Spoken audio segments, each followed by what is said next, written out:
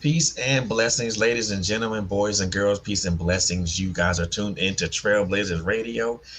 I am your host for the evening. My name is Frederick Beatty, and I really appreciate you guys for tuning in tonight. Peace and blessings. You guys could have been anywhere else. Trailblazers Radio. You guys are right here. I am your host for the evening. And I appreciate that. Beatty, and really, and I'm really appreciative of you guys tuning in tonight. So before we jump into this wonderful show that I have planned for you guys tonight, I do want to jump into maybe an announcement or two, and then I want to get right into it with my two beautiful guests right here. So first and foremost, I want you guys to continue to like and follow us all over our social media platforms on Instagram, on Facebook, on YouTube. Also, please, if you can, take a listen to us on Anchor. We're also on Spotify, Google Podcasts. We're also on Apple Podcasts. So take a listen to us there. Um, Also, if you're an author, if you're a business lead, if you're a business person, if you're an independent artist, if you are a spiritual leader, or if you are whatever you are, we want to hear from you.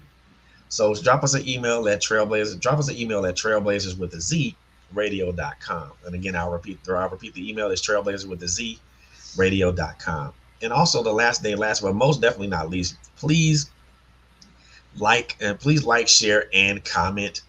Um, please like, share, and comment on this show, man. Share this with your circle of influence. Um, Share this with with anybody that you know that's an author or influencer or whomever. So that way we can most definitely get those guys aboard, so we can give them a great interview. And the last thing I want to say, I want to make sure that I give the utmost thanks to God for waking me up this morning, because without Him, I don't exist. This platform doesn't exist, and most definitely these two beautiful women that are arrayed before me don't exist either. So I most definitely want to give a praise and a thanks to God, because if I wasn't around, none of this is possible. So without any further ado, these two ladies that are arrayed before me, I got the pleasure. I had the distinct pleasure of meeting one um, yesterday, not what Tuesday, during a book slam. And I now have the pleasure, the opportunity of meeting the other sister. Now, these are some dynamic authors and some dynamic poets. I call them the dynamic duo. I don't know if anybody else says that, but that's my moniker for them, right? That's my moniker for them. So, ladies and gentlemen, boys and girls, I want to introduce to you Miss Chyrel Jackson and Miss, and I was going to pronounce your name wrong again, Miss Lyris D. Wallace. Ladies, Thank you. Thank you so much. Thank you. welcome Thank you. and welcome again. Yeah. How are y'all this evening? We're great. Excellent, excellent. So I know y'all are sisters, and I know y'all probably get this question all the time. So which one of y'all is the oldest? That would be me by 1 year and 5 months. 1 year, 5 months. Wow. Mhm. So, wow. So I mean, now I'm not going to get into the specifics of the sisterhood and things of that nature, because that's information that's privy to other people anyway. That's private information, and I don't like prying. So sisters and poets. So how did y'all first of all, how did all this develop? Laura. Okay. Um, well, sure, you tell it better. So go ahead. I always, Just like sisters, just I like some always, sisters. I always, I always try to give her like a chance to speak, and she always puts me off. But anyway, it developed. My dad was sick, and Loris was a great writer, but Loris was a secret journaler. I journaled, but I was very public about writing. My dad wanted us to put all of our writings in one place so that he could see it in his lifetime, because we just wrote, but he never saw any of it. Right. So he wanted us to write something, and so we came up with our first book, which was different sides of the same coin. And in that work, we had a combination of writing that dated back 20 years in that first book. because all of it was in there. And so that's kind of how it all started. So it Yeah, started see, with I always wrote. I'm sorry. I go ahead. always wrote, but I wrote like, short stories and um like movie treatments and stuff. So I would write the stuff and I was like, oh, this is the best thing I ever wrote. And then I would go back and read it and I was like, oh, this is trash. And it kept happening. It kept happening for years and years. And so I was like, okay, I don't know, maybe writing is not, in the cards for me. And then my life kind of was spiraling out of control, and I felt like I was on a treadmill and I was trying to catch up with my own life. So I said, okay, well, you know what? I need to understand myself, and I need to understand, why these things are happening to me. So I started journaling. And when I went back to read some of the entries, they read like poems. They had a rhythm. And I really liked it. So I kept doing it. And that's how different sides of the same coin came about. Now, have you guys been writing for a while, or just was this something you guys just picked up, or have this been something you guys have been doing for maybe since elementary or high school? Cheryl. Well, I mean, I always wrote, but I didn't get serious about writing until I was in my 20s. I remember when I was 19 years old and I was in college, I met James Baldwin. And so for me, that just was further confirmation that this was something that I was definitely going to do. So, I didn't. Oh, I'm sorry, Cheryl. so after speaking with him, and of course, he was like, you know, our icon that we read all of his stuff. And gosh, he was so active in civil rights, and he's our everything. So when I met him, and that ended up coming to fruition of me meeting him, there was just no way after that meeting that I wasn't going to be a part of African American literature. For, Hmm. for me, it was a little different. Um, I didn't start writing. I was always writing, especially after I got in college. That's when I started writing, actually, when Mhm. I went to college, because I was a journalism major. And the thing about me, though, I was a journalism major, but I didn't like to read. So, so I ended up taking like 5 different literature classes in one semester because I knew that would force me to read. So yeah, so I took all these literature courses, and I discovered that's when I really discovered Black writing that had something to do with me, because when you're in high school, Cheryl and I grew up in the suburbs of Chicago, and when we were in high school and we took literature classes, we never read anything about us. Right. And so, I was there reading Charles Dickens and Edgar Allan Poe and all that kind of stuff. And I was like, okay, but what does this have to do with me? So, I didn't like it. And then, I didn't try to understand it. Like Shakespeare totally freaked me out because I was like, I don't know what all this tis thee thou mess is. And it just, it really frustrated me. And I never, really gave it a chance. But Right. then when I got into, Zora Neale Hurston and Wallace Thurman and, Toni Morrison, and I got into James Baldwin and Ralph Ellis. I was like, oh my God. So then I went back to Shakespeare and Edgar Allan Poe and Charles Dickens, and I was able to appreciate and really understand what I was reading. So it was through, the Black literature that led me back to the other stuff. That is it's funny that you say that because I mean your inspiration to write came from reading the Black literature, and Right. I tell folks that my inspiration to write came from a totally different medium than anything, and I tell people my inspiration to write came from reading comic books. Hmm. Oh wow. Like my son.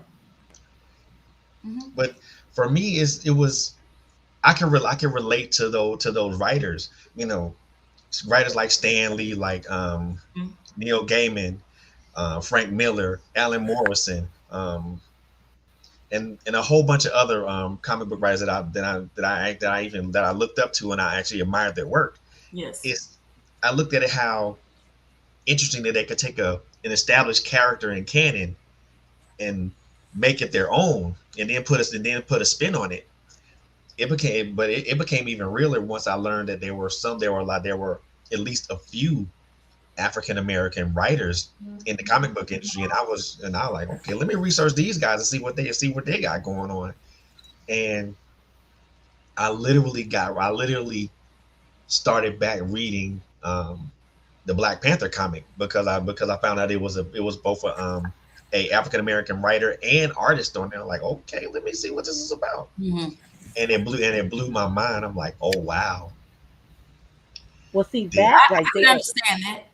I can understand. I That didn't know that somebody. I mean, and when you look at stuff like that, and you look at an industry like that, and you see that it's saturated with people that are not like us, and then all of a sudden now you see now it's beginning to become more saturated with people like us. I'm like, oh wow. Then I can now I see the difference in the transition.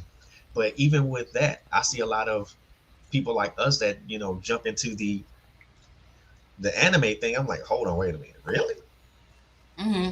And I don't, and it's, and I find first of all, it's amazing to me, but I also find it, but I'm also very, very intrigued and I'm very proud of that because I see the progress that we're making, as people to try to break into those stereotypical type industries. Because I mean, if anybody that knows comic books has pretty much been, you know, the Caucasian person's game Yeah. for a long time. And so as that other that's a things. whole yeah Go ahead. that that's the whole thing. Hmm. It is representation. It's Exactly. representation. You can't be what you can't see. Mm-hmm. When you see yourself, it's when you see yourself, it's possible. You know that it's possible for you to be in that industry, whether it's comic books, whether it's writing, whether it's African American literature. That's why the love of Black history and African American literature for my sister and I is just so vital because it allows us to see ourselves. It allows us to be seen and to see ourselves. And that's why we love it. And so, in that regard, like with you and the comic books, I understand that. I mean, I really get it. Yeah, because for me, also, when I was in college, I was in college in the '90s at a great time because Hmm. that was when Spike Lee was coming on the scene, and I was Man. Hmm. really impressed and motivated, by Spike Lee. I thought he was amazing, and I actually that's why I started writing the screenplays and the show treatments and all that stuff because I wanted to be the next Spike Lee. So other genres. My son is a really big comic book person, anime person. He loves it, and he got me into it. He got me into the Last Airbender, honey. I have every season of that show. And I am not ashamed to say because I think that show is really good. And he always teases me about that to this day. He said, "Mama, I used to bust in the room on him and say, 'What you watching?'" And he say, "I'm watching anime." And at the time, I didn't know what anime was. And I said, "What is that?" And I said, "Is that perverted?" And he said, "No, mama, no, mama." And I started watching it with him, and I was like, "Oh, this show is really good." So then I just bought the whole set, and I love Yeah. And the thing that I like about, especially the show that you're talking about, and then also the spinoff, Korra, it. they actually touch on real life issues that we as human beings go through. Mm-hmm. You know, I watched Korra from from the first season to when I don't know when it stopped airing, but maybe like the last episode, and I understood her journey and then her middle point, and then her end, then her end. You know, at the end, at the beginning, at the middle, she had to be broken to become the person that she was destined to be. And I was like, okay, I can get that. Mm. And a lot of people look at anime as just something that's just mindless, and it's just they see all the action on the screen, and it's good and it's okay, but they don't look at it in a deeper meaning, because Mm. it's more than just what translates on the screen as the action and the words. You have to kind of understand the deeper meaning of it. Right. And I think for me, especially when I guess as writers as we are, we look for the deeper meaning in the subject matter that we're writing about. And I'm really interested to see, I'm really interested to know, what was your besides the thought process on your first book, but did you guys just sit down and discuss that, and just like, was it kind of like one of those things like, hey, we got to do this, or did you guys put some thought process behind it? We No, always wanted to write a book together. Mhm. We said that when we were children. We wanted to write a book together, but we thought we were going to write, and we're still going to write that. But we thought our first book would have been about how we grew up. Right. Yeah, because we have a very, how do you say, Cheryl? Our growing up is a story that needs to be told.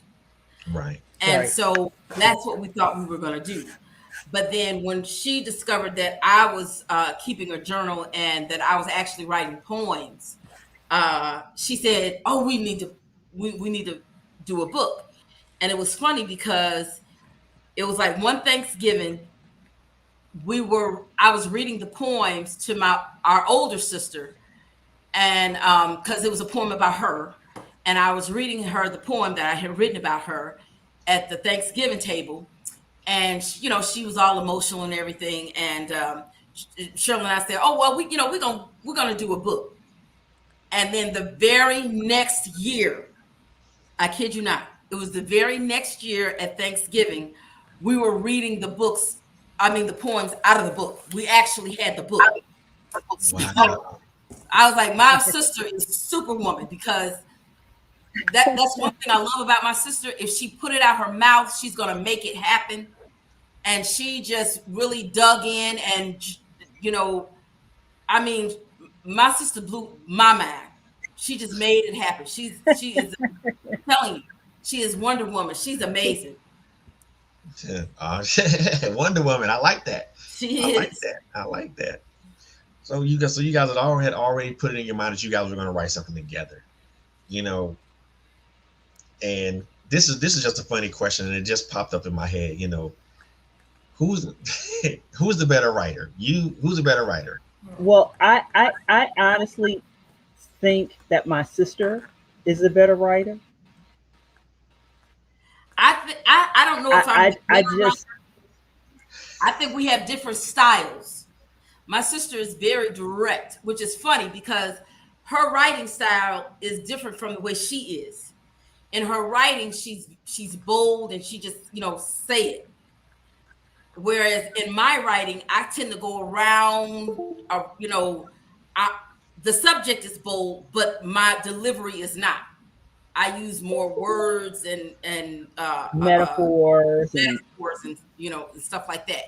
Whereas my sister, she's just more direct. And it's funny because when you're talking to her, and especially like in an authoritative sort of position, if she has to be kind of like the boss or something, she's really soft. She comes with all the big words, and you're like, okay, is she going off on me, or you know because the words she using, she won't cuss you out. She will, but you will feel like you've been cursed out, because her words, the words she chooses, she's so intelligent. And you like, wait a minute, you need a dictionary to figure out if you just been cussed out or not. But for me, I'm not like that. I'm not like, I'm very direct. I tell you, I tell you what it is. But my sister, in my writing, I'm not like that. I just think we're Ah, different types of writers. so you're around. So you're around the band type person. Exactly. I get it. but Frederick, you just asked us honestly, I can tell you better all of the poems that my sister wrote because I don't read the stuff that I write. I'm always reading her stuff. It moves me. And so she's someone that I enjoy. I just love her so much. And she's so good, Frederick. I mean, she is really, I say this and I gush over my sister because I do love her and I do think she's beautiful and talented. And I've been really blessed because I get to write with the person I most admire in this world, and I really like love what she writes. And I'm hoping that you can hear some of what she has written so that you can understand why I'm just her biggest fan. I really am. Oh, I'll be honored. I'll be most honored. I mean, if you want to, by all means, go ahead. I'll be honored. Oh, uh, Don't get all shy now.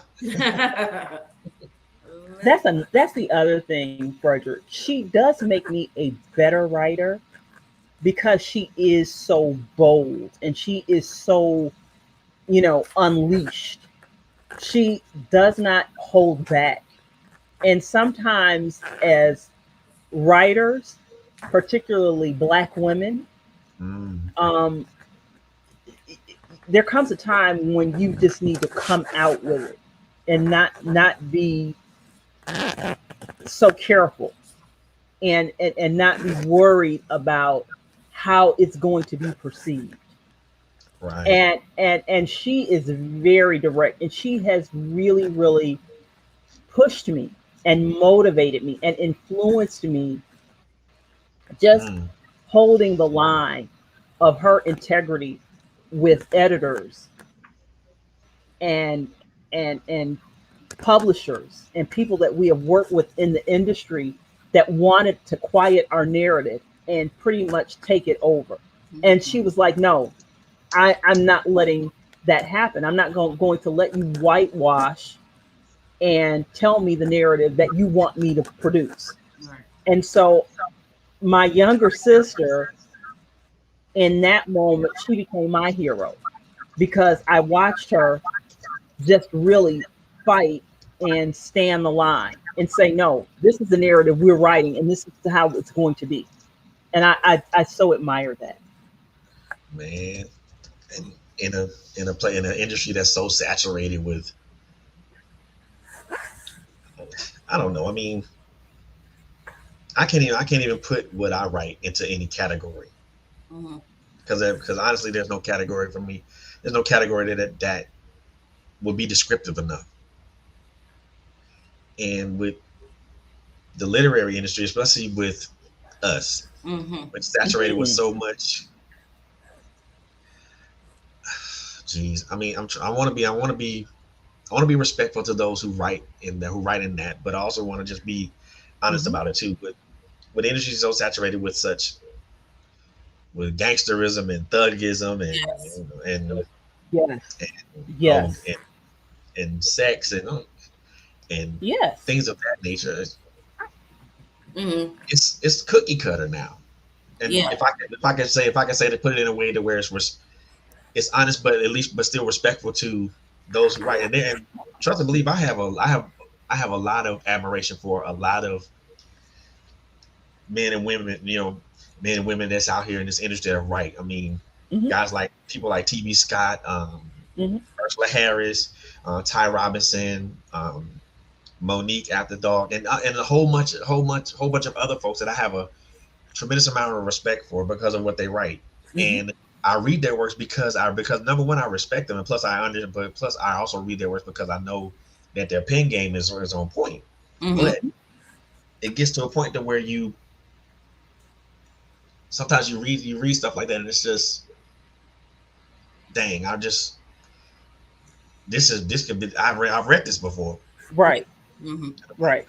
let me just put this down because I read it before. I already know how this is going to turn out. Right. Right. Right. I hate to say it, but that's like the new shows that they're putting on TV. It's like, okay, they're putting Mm-hmm. black shows on, but they're black shows geared toward white audience. If you know what I'm saying. Yeah, Mm-hmm. It's they're not black shows for black people. They're black shows that white people will find funny. So you kind of have that Mm-hmm. that humor. Um, you know I don't want to call out a specific show, but my son and I, we were talking about this, and he was like, well, mom, I really don't like that show because, even though they look black, you know, but they're not having black experiences. And I'm like, yeah, I get what you're saying. And they have this new show on, and I try to check it out because it's what our people in it, and the sad thing about this, Frederick, is the cast is amazing. Okay, right. iconic cast, but you go in there and look at the mess, and it's so predictable. So it's like you've seen this 1,000 times, Mm-hmm. 1,000 times. It's and the sad thing about it is I have no interest in watching another episode. I really struggled to get through that Mm-hmm. first episode. So Mm-hmm. I have no Mm-hmm. interest in watching anymore. And that's sad. Mm-hmm. Yeah, That's sad. Mm-hmm. But that's where we've come. and We gotta it's, be it's recycled stuff in a different package. right. That's We it. gotta All it be is. accepted by, Absolutely. the other race. That's kind of sort of why I kind of lost my interest in a lot of the Tyler Perry movies and the shows because I mean Uh-huh. you can only take Mm-hmm. a trope and run it so far. So far. Right. I'm Yes. like, come on, Yes. man. Yes. You done be a Yes. horse, a cow, a pig, and a chicken with the same thing. Right. Who else you gonna beat with this? Yes. Right. Yes. Because my thing was like, hey, look, we get it. Right. Right. So that's why I don't watch a lot of those things. I mean, well, I I gave want up to on that too. I gave up on watch. that. Yeah, they talk about well, because I have a friend of mine. I want to watch Sisters. I ain't watching that. No. And Why? then they came around after they had sisters, Frederick, they came around and had brothers. And I was I like, ain't watching no. Mm-mm. I I gave up after, to be honest, the have and have nots. That was enough. That was enough. That's when I just threw my hands up for. I said, "Oh, I've had it. They have taken this as far as they can go. I can. Yes. Yes. Yes. I give up. I can't do it. I couldn't do it. And to that point, that is why I just can't do it anymore. I mean, I'm not denying anybody their money. I'm not denying anybody their accolades. Hey, make your Right. money. But I can't do a lot of the genres of the newer writers in African literature right now, African American literature, because I just don't want to do any more hood love stories. I just can't do it. I mean, some people are love it, and more power to you. I'm not knocking anyone. I just, Right. if you read one of those, you read, you know what I'm saying, that you know how the other books are going to go. Right. Yeah. Yeah. I mean, and for me, like I said, I have a tremendous amount of respect for those who write those because I mean Mhm. that's their lane. Mhm. That's the Right. lane that they travel on. Right. Right. And Right. I most Right. definitely respect your lane, but that don't mean I have to travel on it. But again, I get like I said, I give much love and respect to I'm no, but I give much love and respect to those people because I mean these are cats that the folks that I mentioned, they've been in this game. They've been in the literary game longer than I have. Yeah. I've only been a published author for like maybe for the better part of 3.5 years. It's the cats that I mentioned have been around way longer than me. And these are folks that I look up to, especially my good friend Ty Robinson and TB Scott. Those guys, I mean, Mhm. I love those guys because they've taught me some things that I didn't even realize. Mm. And hey, Ty and TB, if y'all allowed there listening, man, I gotta get y'all back on. I gotta get both of y'all on the show. So shameless plug, so just hit me up, y'all. But Yeah, I don't want to bash anyone. I hope the audience nah, is not taking it as such, but I'm just saying, because there is an audience for that. And Yeah. when Tyler Perry first started making movies, I mean, I was all up in it, and yeah, and I still see value in his first offerings. It's just that after a while, it kind of gets kind of old, you know. yeah, So, and that's my only thing. But God bless anyone who picks up a pen and tells our story, because at this particular time in history, they are trying to whitewash our history. Yes. And I Yes. think that it's horrible. It is important that Black people pick up a pen and tell our story, Yes. because when you allow someone else to tell our story, we get a Hidden Figures where the Black people are having such a hard time, but then suddenly the white man just feels so bad for our plight. He got to come in and save us. Tear down that sign, that white only sign. She shouldn't have to go all the way over there, And then they asked the woman, did this really happen? She said, no, of course it didn't happen. But this is because they don't want to be known as the Mm-hmm. villain, Mm-hmm. Mm-hmm. mm, which is why they're talking about this critical Race theory. theory stuff. They want to take that out, because God forbid their children should feel bad about their history. This is your history. You did this. Your ancestors did this. And that's what really, I can't, Frederick, when they sit up there and want to throw Abraham Lincoln down our throats. Oh my God. He freed the slaves. That's all they want to say. But they don't never say. Mm-hmm. The man started his speech out, and I quote, "If there was any other way." The man then went on to say in his speech, he believed in the system of superiority and inferiority. He said in his book, The Superior Race, this is what he said. I am quoting him now. He said he feels the superior race is the white race, and that they need to rule over the inferior race, which is the Black one, the Negro race. That's what he said. mm-mm. They don't say, they don't tell you that, but they want to jump up and say, "Oh, he freed." Say, "Oh, he's so great. He's so great." Even Adolf Hitler had a healthy fear of Black people. I mean,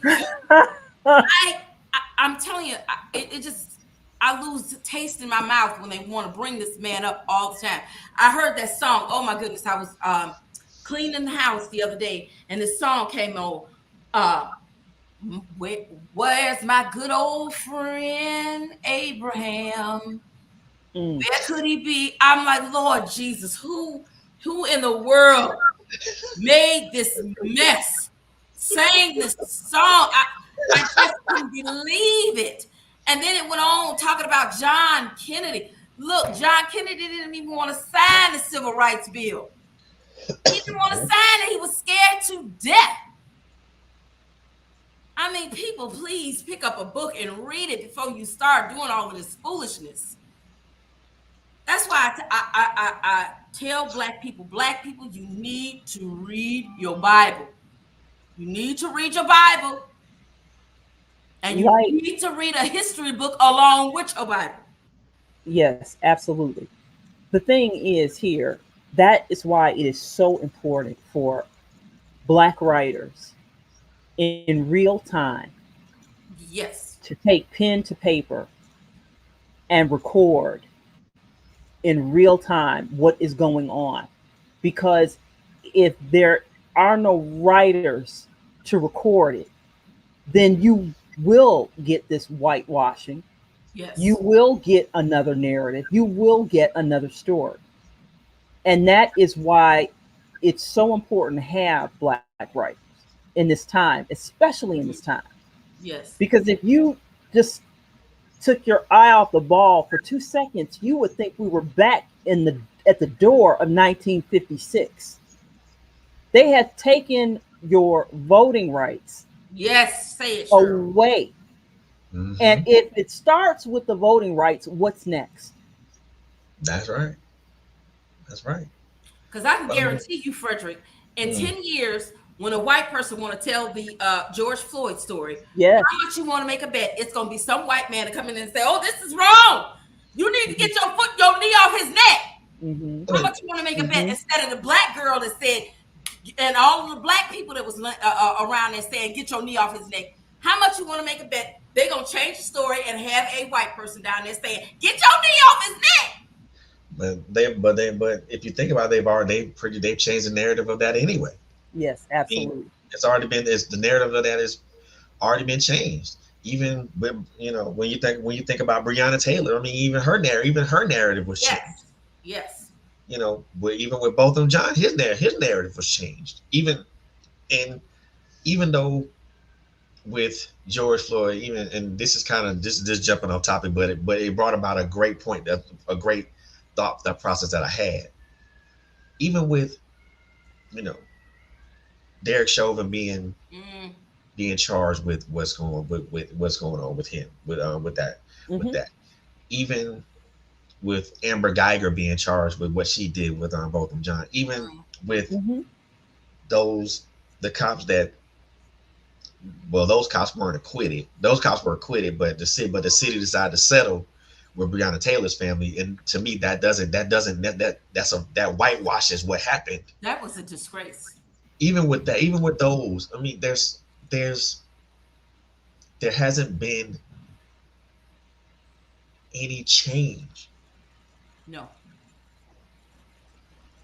And and I watched the early episode of Undisputed when Shannon Sharp and Skip Bayless. Now I watch those two guys religiously every morning because because I'm a sports nut, but they also talk about things that are much more beyond sports. And I watched an older episode where they were talking about um, the thing with Terrence Crutcher and they also talked about Botham John and everything like that. And it's the funny thing about it the funny thing that I find is that once it's over, Mm, it's no longer a subject. It's no right. longer a subject Mm-hmm. of no longer a Mm-hmm. subject of interest or talk because Hmm. it's already done. Whatever happens already done happening, and whatever punishment or non-punishment that person got, they got what they got. But it's no longer a subject of no longer something that we talk about. And you brought about a good point. Both of you brought about a good point that it still needs to be talked about, Yes. regardless of the Absolutely. result.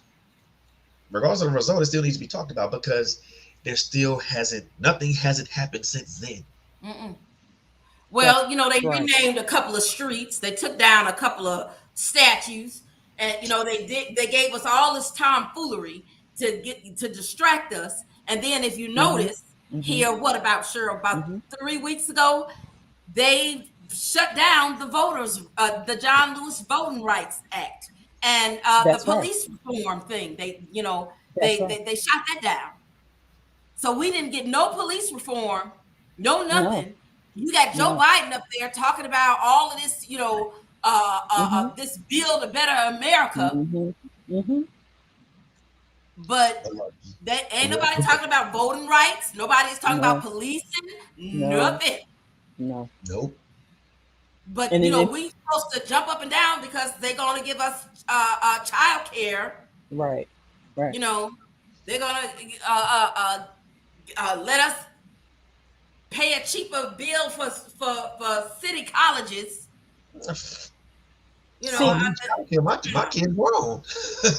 see, come on, that's the three card Monty exactly, sure, and the old bait and switch. You yes, see, if you can take your eye off the prize of mm, what is really important, then you give them the carrot. Mm-hmm. Yep. You know what I mean? Because that you've given them something, and so then you don't have to worry about them screaming about no justice, no peace, and Right. social injustice. Right. Nah. Let's give them Black Lives Matter Street Yes. here in Washington. Let's Yes. give them DuSable South Shore in Chicago. Yes. Give them, whatever other street in some other neighborhood, and take down a few statues, Right. and then erect some more statues up Right. in downtown New York, and hopefully they can, they should be cool with that, and they won't think about police brutality no more because we did all this other stuff. What I'm gonna do with a street? What I'm gonna do with a street corner? What you say? That gonna help me? What I'm gonna do with a street corner? That ain't gonna help me? Right. Right. What Right. I'm gonna do? What y'all gonna do by taking a few statues down? Exactly. That don't help me. Hey, that's my point. We're having the conversation, but as writers, Black writers, Mhm. do you guys realize that the industry that we're in hasn't changed one smidgen, really, Really? from when James Baldwin was writing in it in the 50s? Do you understand that I this noticed industry that we're part of is just as racist and undiversified as it was in the 50s? Frederick, And so in order for us, when we were shopping our book around, do you know they asked us to Our take out the manuscript. word nigger? They asked us to Really? take that out. Why? Cultural appropriation? You know why? What? Because Inappropriate? she said it made her feel uncomfortable. Can you believe Right. that? Chyrel, tell them what your answer was. What did you say? well, I told her, I said, this is I just find this really a little hard to stomach. Because if we as Black women and Black people can withstand being called the N word, You say it. and we are called that daily, Mm. and we have to coexist in a world where your people call us the N word, you certainly should be able to print the N word. Say it. Yeah. That was my response to that. She had the audacity to say it made her uncomfortable. It made her uncomfortable. Uncomfortable. And so let's. I'm uncomfortable seeing men executed on the street corners Say by that. law enforcement and the life snatched out of them, and modern day lynchings on the street taking place. That makes me uncomfortable.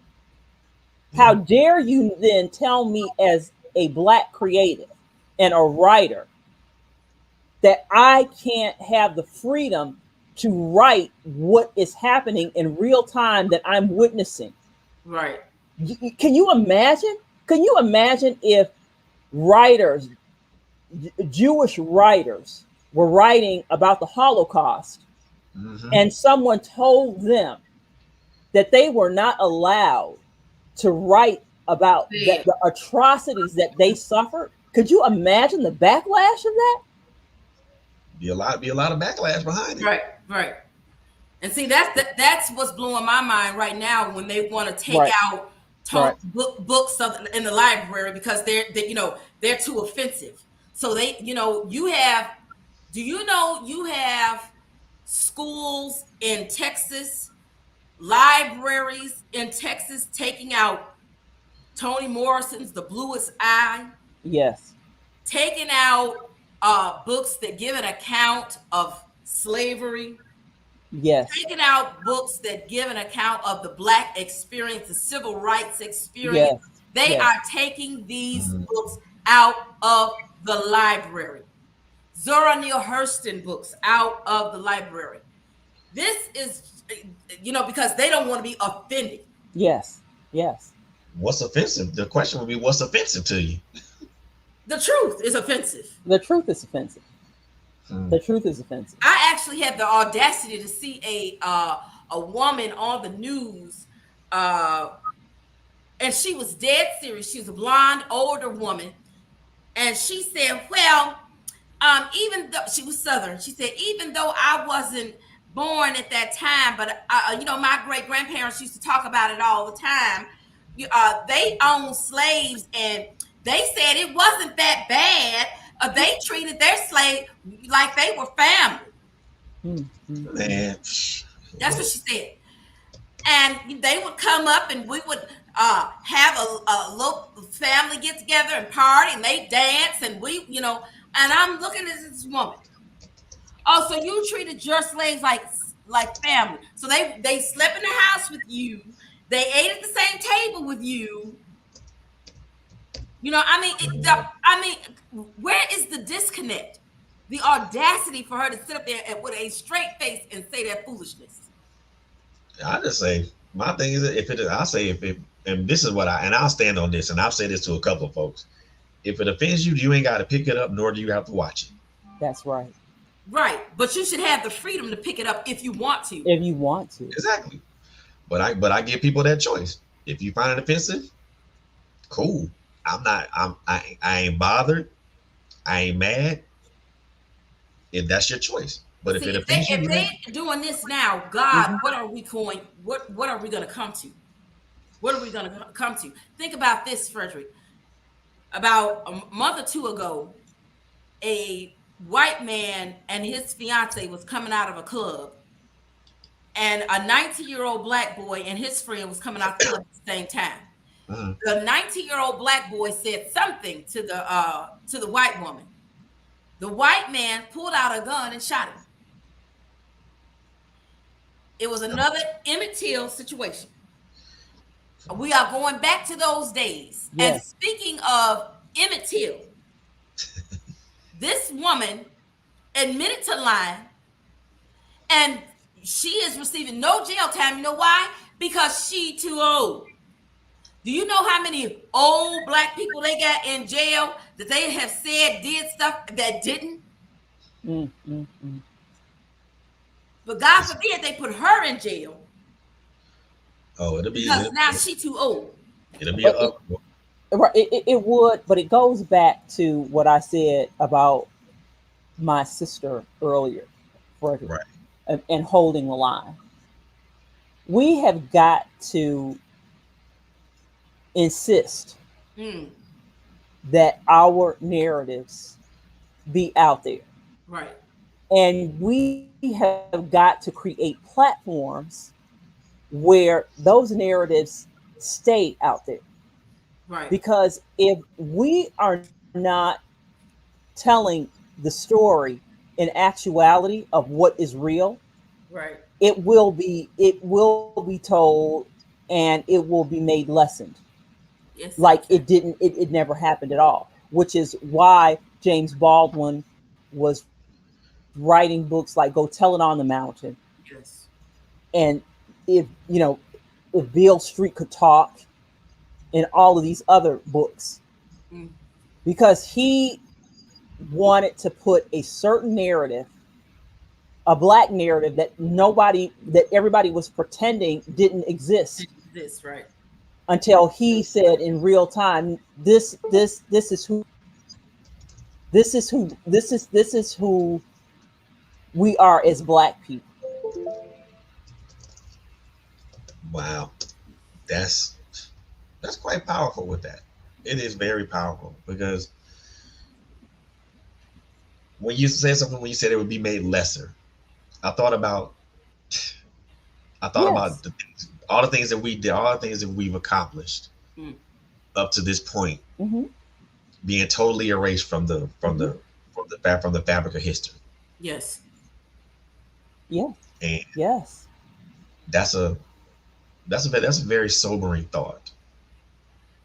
To yes, know that in an instance, because of other people thinking that our accomplishments and what we did and the things that happened from the beginning of time up to this point would be snapped, right, just like that. Right. Right. It's almost like erasing a whole identity. Right. Mm-hmm. That's like What that's like with the right. That's day? like giving a memory wipe to a whole culture, to a whole race. Exactly. Exactly. Exactly. My thing is, this is what happened with Tulsa in Tulsa, Oklahoma. This is exactly what Yes. we're talking about. A whole entire black way of life in Tulsa, Oklahoma was Gone. stricken from the historical records Mm-hmm. Mm-hmm. because white people were offended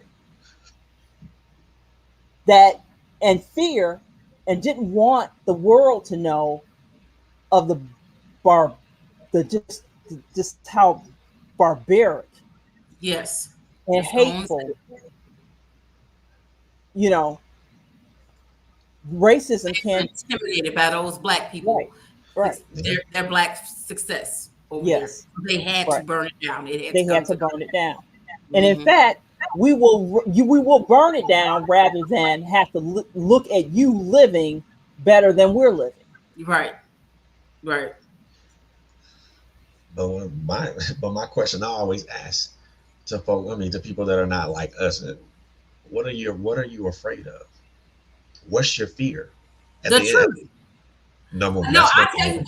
what it is. Okay, look, Frederick, this is great. I got this article. I had this article and I was reading the article. George Washington Hmm. said, and I'm quoting here. He said, he said, I hope I'm dead and gone by the time we get back what we deserve for what we did to black people.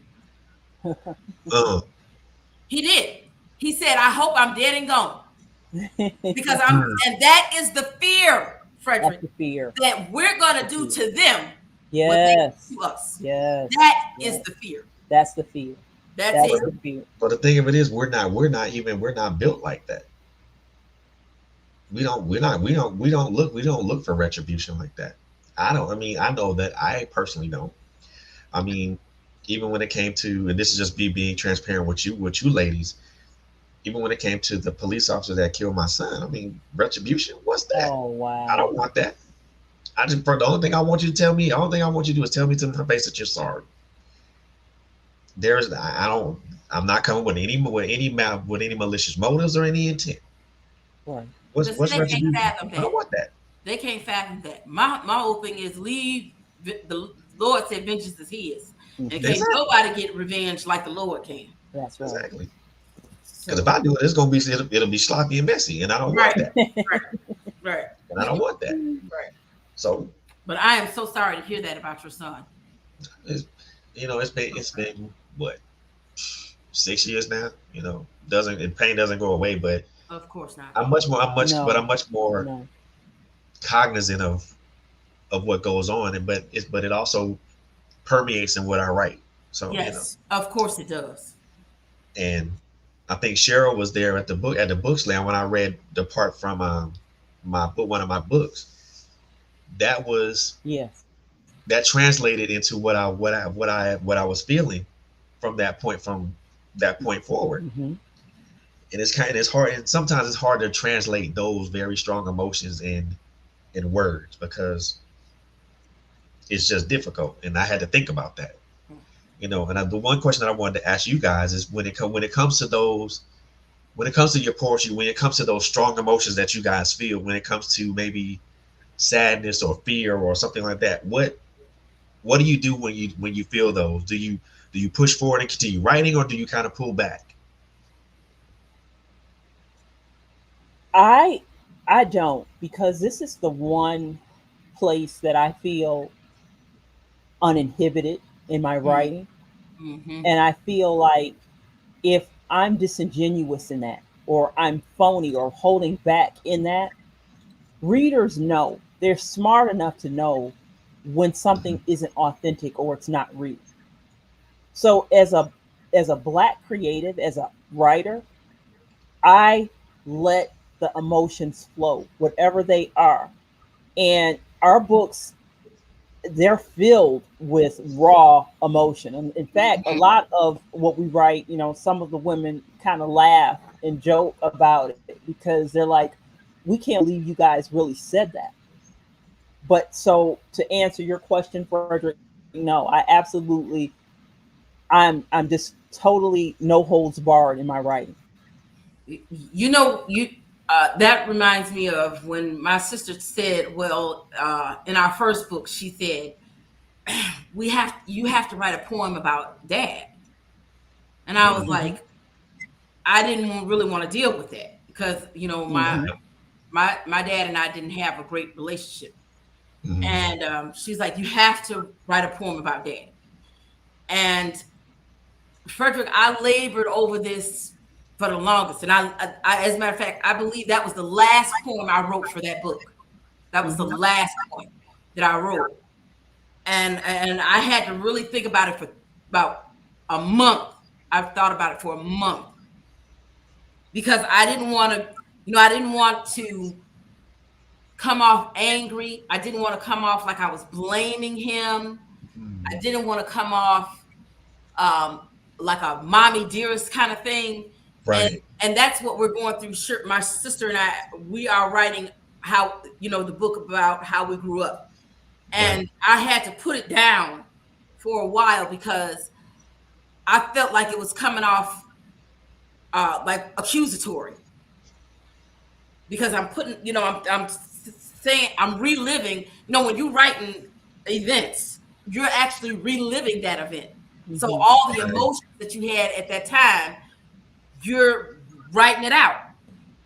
So, no, I think my sister is right in that. You have to be true to Yes. yourself Yes. and to your audience, and your audience is going to feel it. Like Yes. a lot of the poems in the first book is me dealing with, my self image of myself. Yes. You know, um, I grew up where I was a little roly poly, and I was bullied because I was a roly poly. And so a lot of the poems, some people read the poems and say, "Oh, they were just so sad. They're just so sad." But my sister told me, "No, it's all right to be sad." And Mm-hmm. but that was me working it out as far as how I was going to deal with being a big woman, Right. and I just had to write that out. And I'm glad that I did because at 50 I could care less. I am, I'm 54 years old and I own every role, every stretch mark, every it's all me, it's good or bad. This is me.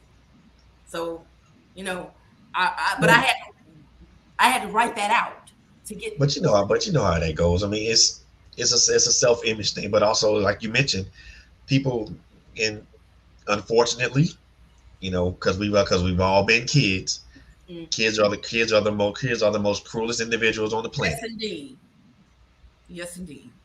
So and they're cruel, but they're the cruelest individuals on the planet, but they're also the most honest individuals on the planet because they will tell you what they feel, and it'll be uncut and raw. Yes, yes, yes. Loris, I wanted you to read something for Frederick. Read it. Did you find it? Oh yeah. Okay. I'm going to read A Voice to the Voiceless because it deals with what we're talking about. And this is Ooh. why I love her. This is why I'm her fan. This is right here. This is why my sister is brilliant. She said a voice of the voices. I'm salivating already. It says, "Have all the truths been told? Have all the words of the struggle been written? Martin has made it to the mountaintop. Langston Hughes told us what happens when a dream is deferred. Have all the relevant words been written? Ralph made us see the invisible man. The phenomenal Maya told us why the caged bird sings. As we ego tripped with Nikki, our eyes were watching God with Zora. We took James by the hand to go tell it on the mountain. What could I possibly add to a story that has already Mm, been told? mm, mm, From mm. Moses to Malachi to Matthew and the revelation of John, our story has already been recorded. What more important words can I write than those that give eternal life? I am a sponge soaking up the knowledge which has already been put on paper. I am a student learning from the masters, and I am blessed to pick up a pen and continue the traditions of our great and prolific ancestors. For as long as we live and struggle for what should be ours, we must continue to give a voice to the voiceless. Oh my Oh, I goodness. just love that. I Man, just love that. oh, no, good. Oh my goodness. That, yes, indeed. I mean, Thank that's you. mm, mm, mm, mm, mm.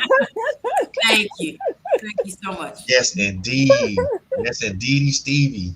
That is that, and it's true. I mean, and you say your style, you right around the bush a little bit. I don't think that was nowhere around the bush. Now I think even because even when you made references to James Baldwin, Malcolm, and Malachi and Moses, those are direct references to certain points in history, or also to certain historical figures. Right. That's that is not around the mountain. That is not around the mountain. That's a direct path to the mountain. But I just love Frederick. That right there was like the reason that I was on my hands and knees begging my sister to be part of our second book project, because she really wanted to like forego it because she was just kind of burnt out and she really didn't want to lend her talents. But she loves me, and because I wanted her to be part of it, I just can't imagine doing what we do and not have her be a part of it, because she's such a great voice. Two books out, you can't. And there's that pen is not hidden. No, that pen is not hidden anymore. That is unveiled for all to see. Right. I mean, it's now we we can be honest here. It's just it's us Yeah, three here, so we can be honest. You know, absolutely. we all know there's gonna be some people that will not like it at Of all. course. Hmm. And Hmm. with that, and I say that that's cool. All right, Right. don't buy it, don't Right. read it. Right. But the one thing I Right. will say is that they had that, regardless of whether they pick it up or even if they glance at it, they have to respect it. They have to respect the effort put into it, Absolutely. in the blood, sweat, and tears that were exchanged for that. You know, so you ain't gotta like it, but you know, Yes. Yes. respect, but respect it, Right. and also respect Exactly. me as a writer, as a poet, as an author, as a creative. You know, and we all know that people That's are the gonna look at that thing. and be like, Whether ugh. Go ahead. whether they like it or hate it, though, that's the one thing they can't change it, because Mm-mm. we are at this point we are creating legacies one time, because we are fulfilling our divine purpose. So That's whoever right. loves it, likes it, hates it, or whatever, Hmm. you cannot change. You cannot get in the way of what God has ordained. Right. That's right. That's right. And you better not mess with one of his. You better not even to dare not touch one of his kids, because there's gonna be retribution to pay with that. Hmm. And a lot of Yes, people don't. I yes, he mean, a lot of said that. He people said it's better for don't you. understand that. Go That's ahead. right. He said it's better for you to hang a millstone around your neck. Right. You're right. Hmm. Death would be more preferable. Hmm. And and just from talking to you, ladies, I know I feel the passion that you have, not only for the craft of what you do as as poets and as writers and as creatives, but I also feel the passion for how you view our history, and how you guys want to do whatever's in your power to do to preserve it. And Yes. to me, that speaks so many volumes. It speaks so many volumes to what. And I'm not one to tell anybody what they should or what they should not do, because that's Right. definitely not my style. Right. but you got what you guys say, what you guys are saying, and how it comes out so eloquently and so powerfully, it speaks volumes. And a lot of people need to understand that they need to hear that, they need to see that, you know, Thank you. Thank you so much. little by little, that little by little, our own history is Right. being chipped away, Yes. Yes. Yes. and it's up to us to preserve our tune. If Yes. we don't do it, who will? That's right. That's right. So That's right. that poem you wrote right there, that is indicative of that. That I couldn't. I'm not a poet, but I'm not a poet, but I mean, I couldn't have never put it like that. Thank you so It much. would it would have came out so different. It would have probably came out convoluted as well. But for me, it's the minute you said Martin, the minute you said Malcolm, the minute you said Moses, the minute you said Malachi and James Baldwin, it clicked. Of course. Of Right. course. Because that is the gift that's a God-given gift, you know? And that's I saw that in my sister from the time that she actually opened up that journal and she started to read to me the stuff that she had written. I said to myself, "Oh my God, we have to put this in a book." But what do you now, as creatives and as creatives, Hmm. knowing that you ladies have two books out now, and then Hmm. you're working on something and working on a third. Hmm. What do you guys find? What do you find the most difficult obstacle to jump over, as and I'll say this, and I won't say this as creatives. I'll say this as women creatives. Mm. The most difficult obstacle for me, Frederick, is the fact that our industry is so closed. It's not open. And Yeah, we, even within ourselves, we kind of want to keep everyone else out. If we make it, we don't want you to make it. Right. But And that's other people. that's very difficult to me Mhm. because it hurts me. I'm very open. And if somebody comes to me and they say, "Chyrel, how do I do this?" Well, God showed me how to do something. Who am I to deny someone else help? And I'm very open with giving help, but it hurts my heart to see us fighting amongst ourselves and Mhm. trying to keep each other out of this industry and just being so selfish. If you make it, why would you hold me back from making it? And then right. in the same token, though, with that is, sometimes we want to take the shortcut. We Absolutely. don't want to do the work. We want Yes. somebody else to, we'd rather get on somebody else's back and ride them to the finish line instead of, doing it ourselves. If you have, genuinely, my thing is, if you're genuinely at a standstill and you need help, by all means, I will reach down and help bring you up. But if you're Right. trying to jump on my back because you don't want to go, take the time to trot yourself, then I have a problem with that. I really have a problem with that. If I can do the research, so can you. I'm just, I just had to put that out there, It's, because when you say, okay, I'm open to helping people, you get all kind of folks. Well, girl, look, I Right. got this going on, and Right. Right. instead of do the Right. research and find out. But if you are genuinely, I've gone here, I've gone there, no one can help me. Can you please help me? Then I'm like, oh, by all means. But if yeah. you look Right. for a shortcut and trying to jump over something, you're gonna jump over me to get, then I got a problem with that. Can't take shortcuts. No, you got to get in there and get in the trenches like everybody else. Some people don't want to do Right. that. Right. Exactly, and that's the problem that I have. They don't want to sweat. They don't Right. want to. Right. They They don't want to want glide on through, you know. to. They don't want to stand on the front lines. And Right. that's not cool. No. No.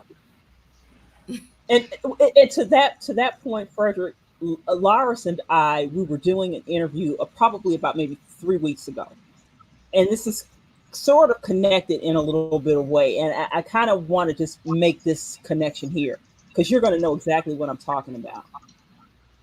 We were reading poems, and some young women who had jumped on this interview for maybe all of 30 seconds to Mm, hear some of the content about the historical references that my sister and I were talking about the history, because we do reference a lot of our history in our work, in our poems.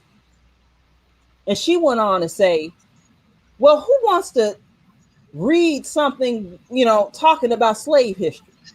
Right. I, Right. I, I, I, I, oh my God. when she said that, Frederick, I wanted to lose it. And I was just thankful that my sister, my peace, was there, because my sister is just a calming effect for me. And she took that because I just could not even speak without saying something that would have been offensive to this young person. But Lyris, do you want to tell Frederick about that? Oh my Well, God. no, you tell it, Cheryl, because I don't really remember. It's that when I told her you have I don't really remember. See, because I can as when I said what I said, I'm done with it. So No recollection of I what you said after that. right. So Cheryl, you Well, tell the well, story. well, basically, Frederick, basically, she wanted to, like I said, she heard two poems and the Uh-huh. Right. subject matter of which we were talking about, why we feel history is so relevant and why we choose to write about it and connect it with our work. She told us that nobody wants to read a whole poetry book about slave history. Right. I do. And we were livid. We were livid. We were just absolutely livid. Because what my sister was trying to say, well, she wasn't trying to say, she said that. She said, and we've been saying it, and we said it a couple of times tonight. If we are not vigilant in detail in telling our stories, do you really expect anybody else to tell it? Right. Nope. And then, This is but the point, and another thing, Frederick, is if she had bothered to right, up the book, right. or the point, these are not slavery poems. No. These are poems written by Black women Right. having had Black experiences Yes. that we wrote about. So we Yes. write about family. We write about our mother, our father. We write about loss. We write about growing up. Loving ourselves. I write about my son. Sure. We write about our sister, our older sister. And, and now in the second book we deal more with the issues of today, because this was Yeah. written during a time when it was written in 2019 and 2020, actually 2020, during the pandemic. So, Hmm. Yeah. we were quarantined in the house, watching stories of Jacob Blake come across the TV, George Floyd come across the TV, Ahmaud Arbery come across the TV. We were seeing these things. And and on top of that, Frederick, we were dealing with the fact that our father was dying of prostate cancer. Yes. Mm, And we were, dealing with the dynamic of him losing him, taking care of him, while other family members were running away from the situation, right. couldn't be bothered to come over there and read him a book. Right. And we're in the trenches of it, dealing with that. And so all of that is in the second book. Right. So y'all dealing with an imminent loss, and then family Exactly. members not wanting to do what they're supposed to do, but then also you're taking in all the other things that happen with Ahmaud Arbery, with Jacob Blake and everybody, and Right. that's a lot. That's a lot to take in because Right. already you know one thing's coming, Right. and then And then everything else is already transpired. on Right. top of all of that, Right. you had to deal with in 2019 the joke that was in the White House. Yes. Yes. Yeah, Yes. So, all of that is in this book. So, and that It is, is in this book, we and we speak about those things from the standpoint of which we are as older Black women. yeah, We speak of that. So, we are very much right. influenced Right. by Right. Nikki Giovanni, James Baldwin, Wallace Thurman. yeah. Right. We love That's them. right. We grew That's up on right. them, but they helped make us who we are.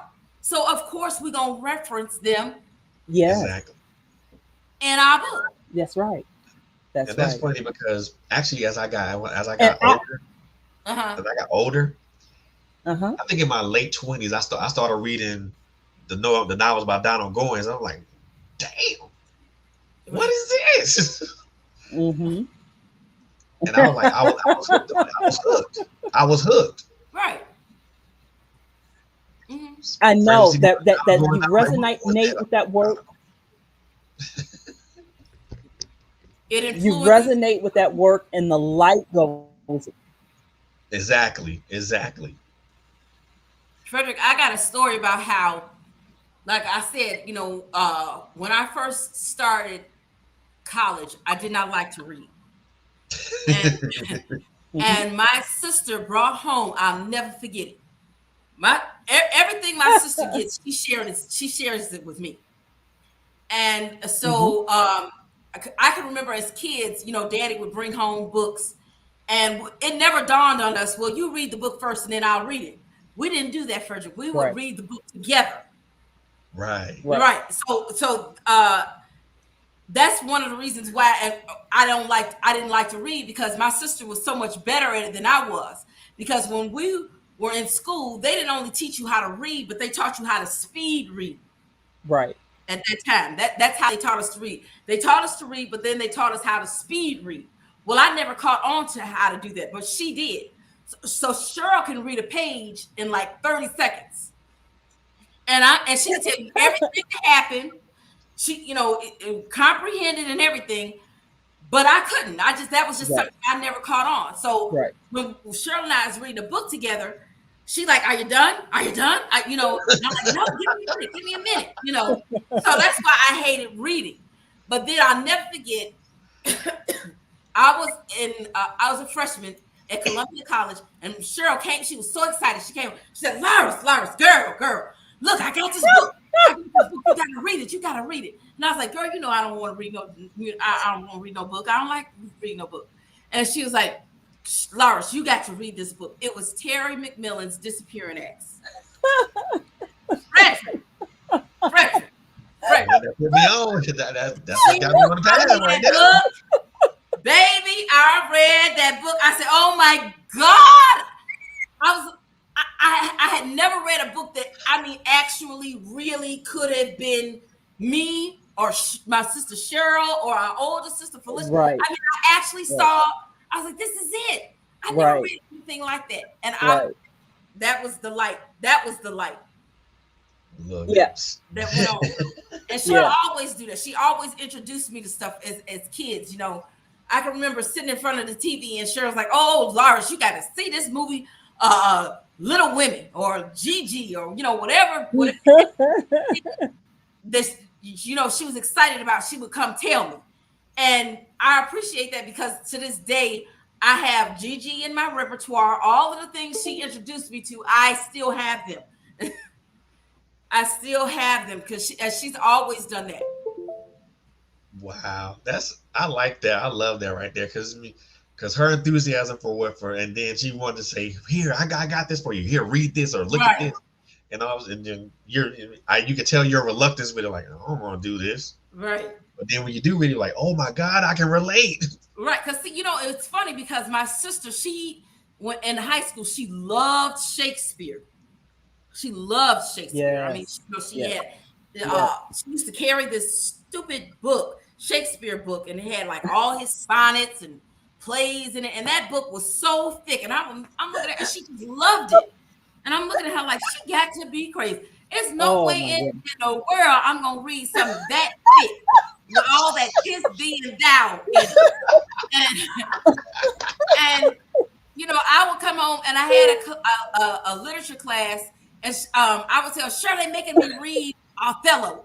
And I said, I don't understand nothing going there. And Shirley would be so excited. Oh, Lyris, let me tell you about what happened. Oh, did you get to this scene yet? Did you get to that scene? And I'm looking at her like, is she kidding me? But then, after I started taking all those other, like I said, those literature classes. I took Black women literature. Right. I took Black men. I took theater, Black theater. I took, then regular Black literature. And then, I had the nerve to take a Shakespeare literature. Yeah. And I understood it so much better Right. after I had, I could appreciate, I had to appreciate Zora Neale Hurston before I could appreciate Shakespeare. Exactly. Don't feel Frederick, bad, Cheryl. I, Don't feel I bad, do. Cheryl. I have something that I want to read to you from our book, from the second book, which is Mirrored Images. Let's go. I'm ready. Okay. This is called Unrepentantly Melanated. Ooh. Melanated pain is ageless. From Mount Sinai to the Middle Passage and beyond Jamestown, it can't be dated or time stamped. Bought and sold, chained and whipped, subjugated, then segregated, integrated, now educated, still fighting old Confederate flag fights.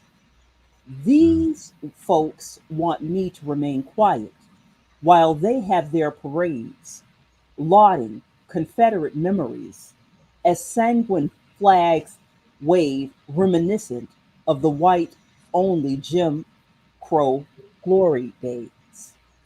Why do I feel the sting of the slave master's whip upon my back in 2020?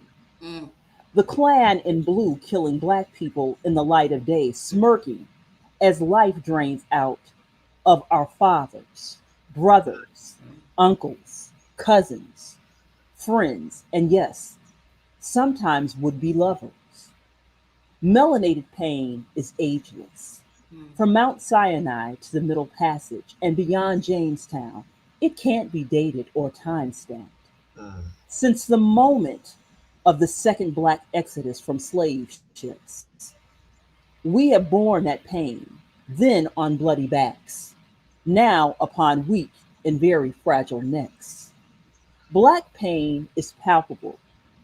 It's so very hard to breathe. 401 years of white America standing upon the necks and backs of a weathered and worn, unrepentantly melanated nation. Our God has brought us to our knees.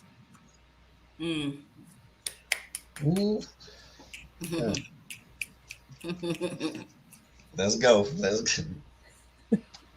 Mount Sinai, Middle Passage, Jamestown.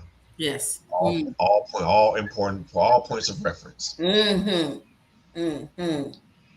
And if everybody, if you're watching, if you didn't get it the first time, I'll say it one more time. Mount Sinai, the Middle Passage, Jamestown. All three of those are points of reference. If y'all don't know what those mean, what those are and what those mean, I highly suggest you look them up because they all have a significance. Yes, indeed. Especially the Middle Passage. Especially Mount The Sinai. historical Oh, yeah. record. Well, all of them have The all of them have historical- significance. All of them have historical significance. Right. Mm-hmm.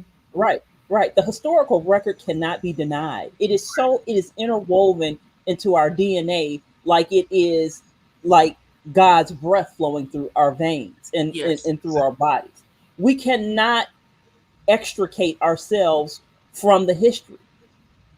It's No. it's just it's part of who we are as people. Yeah. And then they Frederick, always. what we hope people take away from our writing is we hope that we encourage them to find out who they are, to celebrate who Hmm. they are, and to make themselves better. Yes, That's yes, what we hope that they get from our writing, that they get a sense of self and of love for themselves and to be better. Empowerment. Knowledge, Exactly. knowledge itself is the most and is the that, greatest power.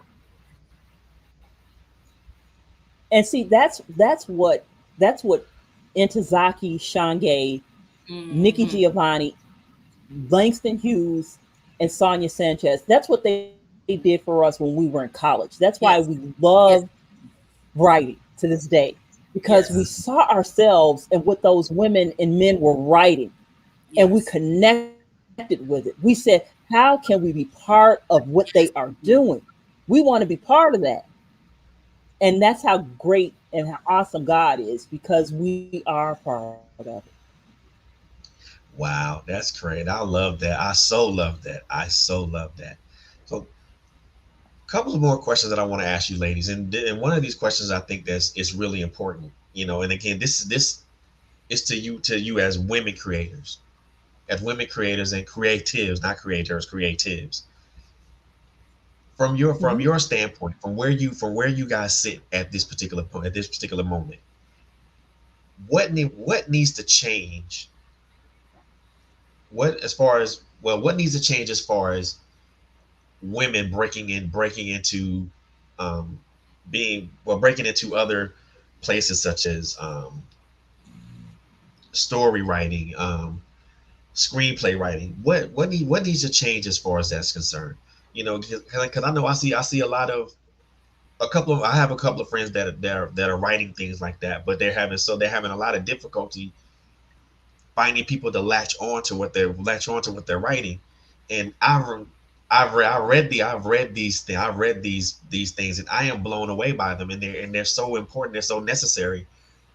What part of that needs to change as far as women breaking into being more active as far as screenwriters and things of that nature, not necessarily jumping into the industry like that, but how can that barrier be broken? I think the only way that it can is to you just have to do it. Everything is Yes, such a male dominated kind of thing. yes, You yes. you can name Spike Lee, you can name um, John Singleton, John Right, Singleton. you can name Lee Daniel, but you right. don't, Antoine Fuqua. Yes. okay. Yeah. But name a woman, a black woman. The only one you can name is Shonda Shonda Rhimes. Rhimes. Well, I can think of. I say Okay, I think Ava DuVernay. okay. Yes, yes. But I'm just saying, you you can't be black women cannot be intimidated. And Right. let's face it, black women are not intimidated by nature. We are Hmm. very tenacious. We're very Hmm. um, we're unafraid, and we you have to take that um, and pick up a pen and write. Do the Yes, research. Don't be afraid to do the research. Don't be afraid to get down low in the trenches and dig your way out. You cannot be afraid of that. Think about how Spike Lee did he did She's Gotta Have It with his credit card. Yeah. Yeah. That's how yes. he did that movie. So Hmm. you got to think of a way to do it and get it done. Hmm. You just can't be afraid. You just have to, you have to jump in with both feet. I went to school with George Tillman, who Right. did Soul Food. Hmm. And I used to read George's stuff all the time, and we would talk and joke about it. And I never thought he would be George Tillman. Right. I mean, it's George. Right. It's my my homie for, we Right. worked in the admissions office together, and George would always say he was gonna do this, you be like, yeah, all right, George, but George, I mean, he did it. Right. George did it. And the thing is, I used to think of as George as my little friend George. Oh, this is little George, because I was older than George, but we were, we always talked. I remember him letting me read some of his screenplays and stuff. And I was like, oh yeah, and I never thought anything about it. And I never thought that my little George, would be George Tillman. Yeah. And I just think, but when I think about George back then, he was unafraid. He Right. did what needed to be done. Mm-hmm. And that's what we have to do as Black women. You can't be afraid to say, oh, well, it's a male-dominated world, and, white man this, the white man that. No, you just have to jump in with both feet, have some faith, and do Right. it. And my biggest thing is, I don't like people who go around saying, oh, I'm going to do this, and I'm going to do that, I'm, and this, that, and the other, and never do anything. Don't Right. talk about it, be about it. Let's do it. Let's do it. That's the one thing I loved about George. George didn't go around telling folks, "Oh, I got a meeting with Spike Lee, or I got this meeting." And then you just looked up, and I looked up, and Soul Food was out. George was having auditions in Chicago, and I said, "George, what is going on?" But he just did it. He just did it. He wasn't going around telling people, "I'm gonna do this," or Right. I'm gonna do that, and this, That's that, and right. the other. He just did it. Mhm. So Man. don't talk about it, be about it. That's it. Right. It. Anything you want to add, Miss Cheryl? No, my sister ran the floor. She ran the table. I don't have anything more to add to that. So she the point guard, huh? You the finisher. So I'm gonna call Lyris the point guard and you the finisher, right? Pretty much. Kobe and Shaq. Cheryl's my Scottie Pippen. She's my Scottie Pippen, not to my Michael Jordan. There you go. That's what's up. That's what's up. I will take that any day. Kobe. I'll take that any day. Because I was gonna say Kobe and Shaq, but I'm like, nah, they ain't a good good duo, but not a good enough comparison. When you say Michael and Scottie, like, oh yeah, we Chicago girls, right? We're Chicago girls, so we gotta rep our team, from the glory days. Well, the team that's up together now ain't doing too bad. I ain't doing too bad. No, they actually winning, Frederick. I couldn't believe it. Yeah. Of course, we won't talk about our Bears. Don't bring them up. They're a work in progress. That's all I'm gonna say about them. They're a work in progress. I think if Justin Fields gets another year upon his belt, I think they'll be good. They got enough folks around them. But you know what? He's not gonna last if they keep letting him get sacked. Oh, nope. Stop letting him get knocked on his butt. Defend the man. Defend the man. You asked for a quarterback, now you got one, and now you don't want to defend him. Obviously, I'm like y'all because I'm from Georgia. I'm a Falcons fan, so I'm in the doldrums like y'all are right now. Like, come on, can we do better? Can we do better? But then Hey, but y'all Atlanta Braves are in the what is it, World Series? World Series, yeah, I think it's one. Y'all better start winning though. Yeah. Y'all gotta knock out a win. Yeah. Because they're the ones that knocked us, our White Sox, out. We got knocked on our butts. But they but they cheated. Yes. We know cheated. This. We know this. We all know everybody knows they cheated. Frederick, we know this. And see, that's what make me mad. That's what make me mad. They get away with it though. They get away with it. Well, me and my brother talked about that a while back and said, I told him, don't be surprised if it's beanball season on them guys. for a good couple of seasons. Yeah, because they knocked us out. They knocked the Great White Sox out. You know, and you know what, back I was a huge White Sox fan back in the days. I mean, now I was a Cubs. I was a Braves fan and I was a Cubs fan, and I was kind of conflicted every time they played. I'm like, well, I don't know who to cheer for. Maybe I cheer for them both. So, but as far as basketball is concerned, man, I was a Chicago Bulls fan I've been a Chicago Bulls fan. Well, I was a Chicago Bulls fan before Michael Jordan. Yes. It was even more so when he came around. Right. And Right. now I'm just watching the team that they have now. You know, DeMar DeRozan, Alex Right. Caruso, Right. Levine. Right. They gonna be a problem. Frederick, I hate to say no, I don't. I'm shameless. I am a fair weather fan. When when they winning, I'm on the bandwagon. When they losing, I don't know. Like that Levine guy, that's the only one I can name. I can't name none of the rest of them. Who on the best? Who on the Bulls? Couldn't tell you. Oh no, I don't know.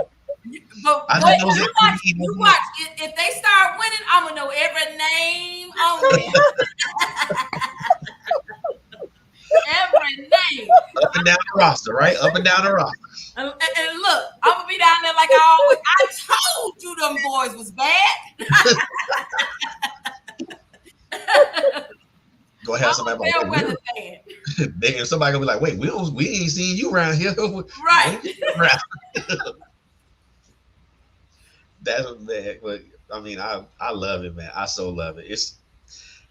I love the energy that you guys bring to brought to this show, but also to what you guys do as I'm not even gonna call y'all writers. I'm gonna call y'all creatives. Oh, thank you. Because I mean, y'all are a dynamic duo. I mean, like Michael and Scotty. Like I mean, I won't.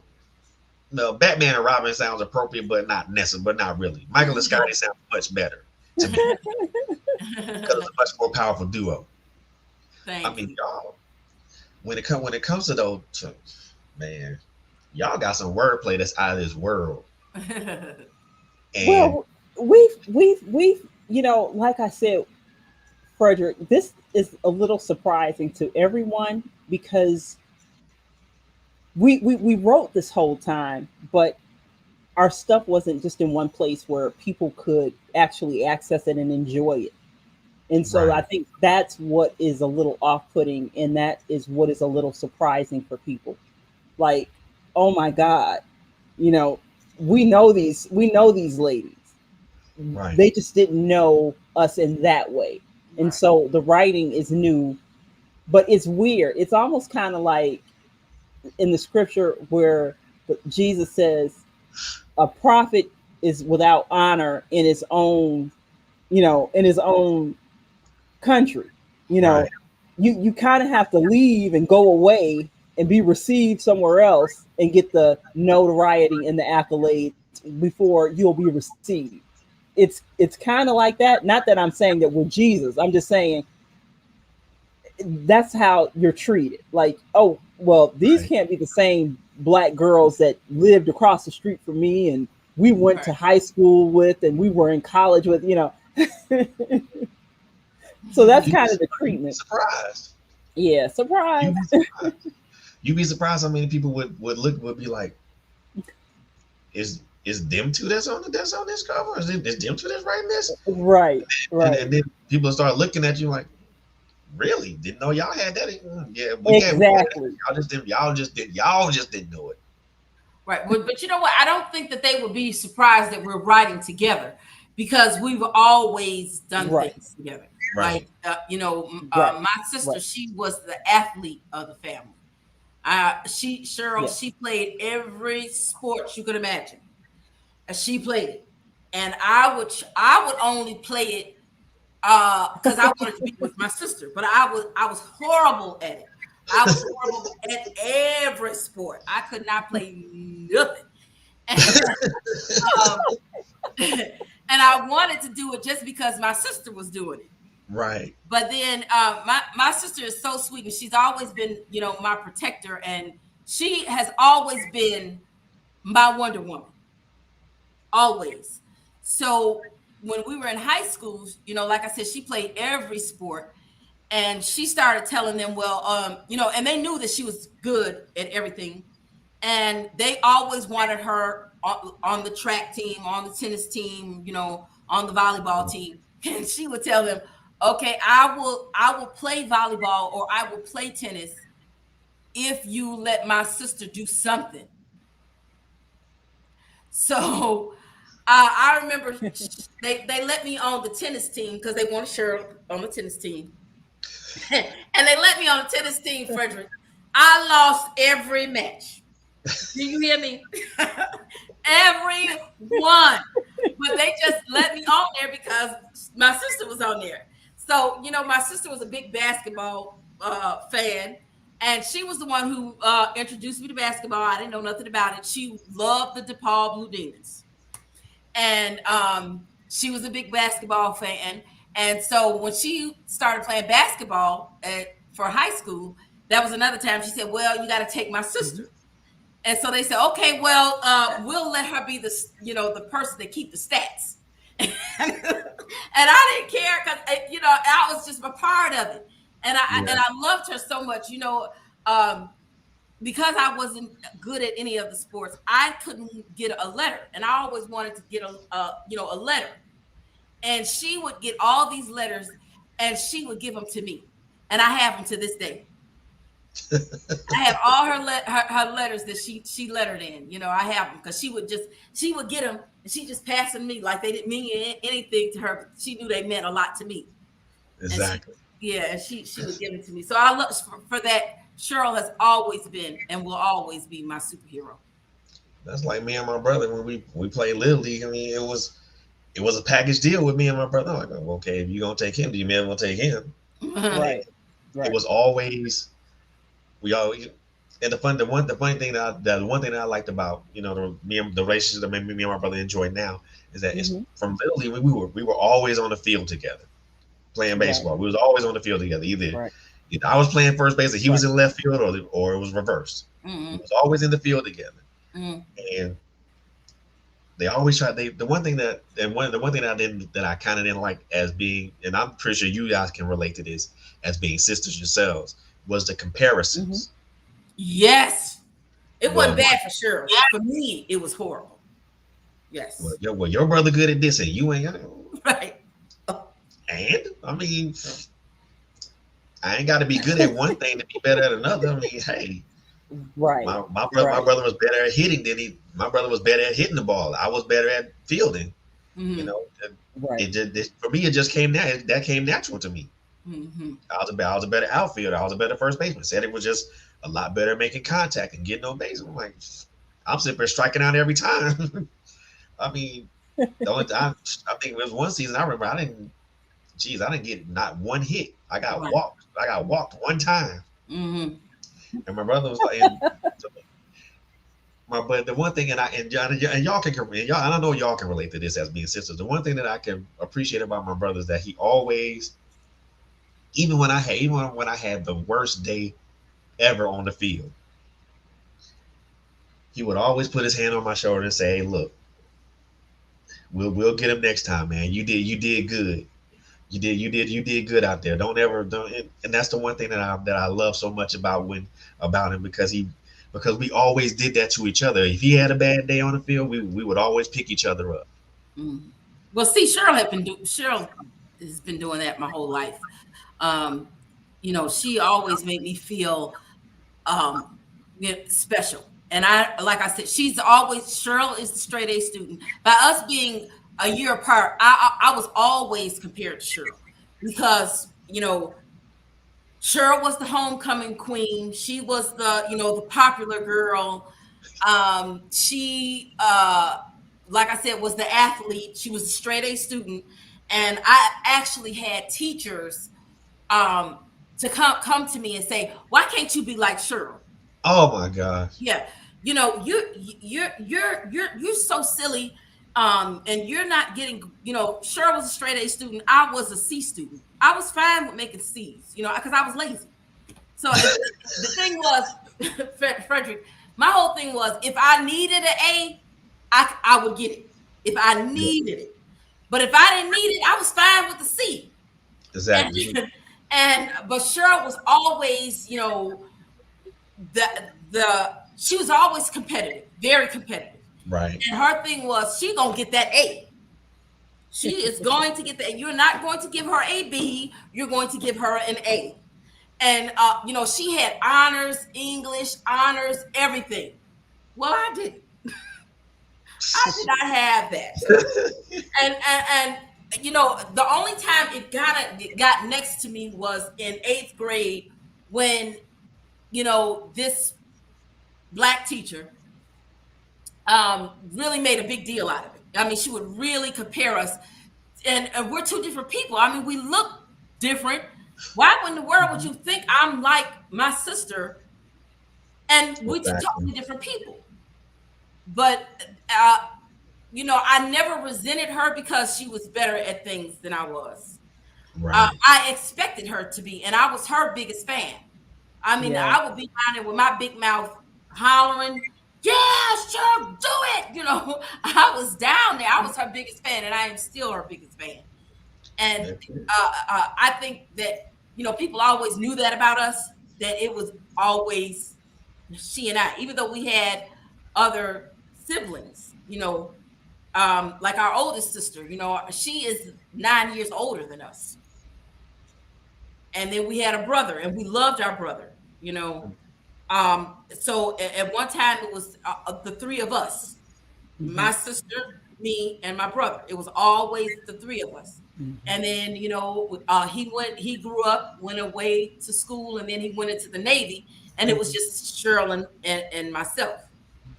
And we have always, so it's no shock that we write together because we've always been together. Mm-hmm. Inseparable, like two peas in a pod. Yeah. Exactly. Like two peas Exactly. in a pod. And I think that the bond that y'all have for each other, that y'all have towards each other, is because if I can say this right, both of y'all feed off each other's energy, Yes. and Right. it inspires both of y'all, in different ways, but it also kind of it picks each of you up when you guys are having that kind of that tough moment, or Oh that yeah. moment of like, well, I ain't feeling this right now, but then you get that energy like, oh, okay, let's do this now. Yeah. Oh, definitely. Mm. And I love that Well, about having a sibling, she because definitely, it's great. I love it. I love that part about having a sibling. yeah. Yeah. She's Well, our biggest. Laura's just in general, she just makes me a better writer.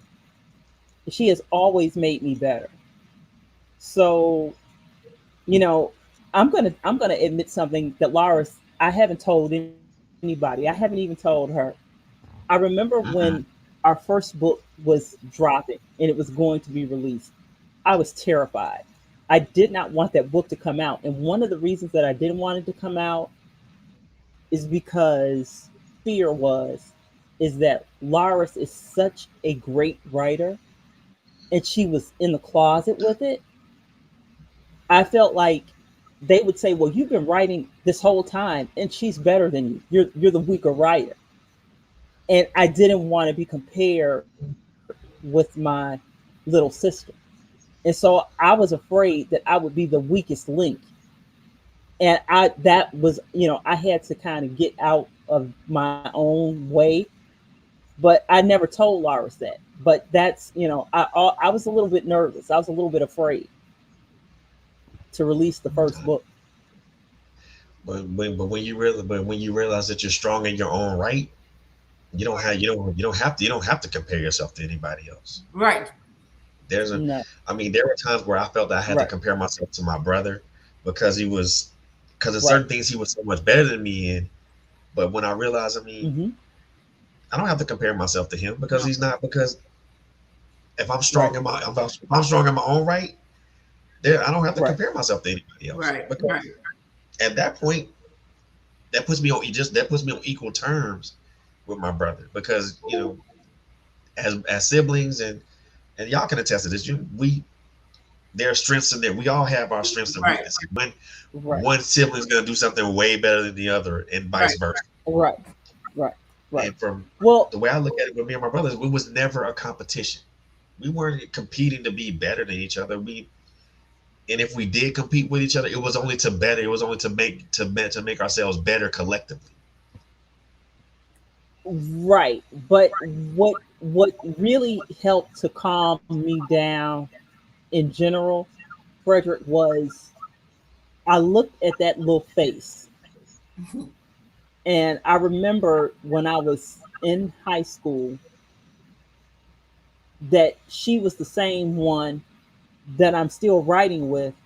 That when I was playing my, intramural sports, I would look up at this, to the stands, and she'd be the cheerleader, and she'd be right there. She's that same person.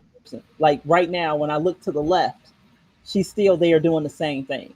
So I was able to kind of get over myself. But I was really, for a second, I was kind of afraid because I was like, oh, you know, but it didn't dawn on me that she had lived an entire lifetime being compared to me. It just didn't. I didn't even think about that. Right. And then and kind of you when you look at that when you look at it from that aspect, you kind of you wonder that. And I know for me, I wonder sometimes, how my brother felt when somebody tried to compare him to me. And there are times where I wonder why I knew I felt a certain way when they try to compare, and vice versa. But Hmm. then when I look at it, as an adult now, like, gee, we still we're the same two brothers still playing little league baseball together, Right. picking each Right. other up and helping each other. Right. So Right. it's no different. That's how I feel about our writing. We're still the same, you know, two girls that cheered each other on. That's like if I'm having a bad day, uh, you know, sometimes I just need to hear my sister, just hear her voice, and then I know it's going to be all right. I know that whatever I'm going through, it's going to be all right. So Exactly. that's what we are for one another. It's funny because this is the first time in our lives where we haven't been right on top of each other. She's in Mississippi, Hmm. I'm in Chicago, and people Right. say, "Oh, well, how often do you speak?" Every day, all day. Every day, all day, Right. we call each other. Right. Sometimes we're sitting on the phone. Neither one of us is saying a thing, not one word. We just on the phone. That's true. Exactly. And that's how me and my brother is. He lives in California. I'm here in Georgia. But we talk to each other at least once a day, and that. And Right. I cherish that time that we talk, whether it's 5 minutes, whether it's 3 hours. Right, I cherish that time Right. because Right. that's our Right. time. right. That's Right. exactly right.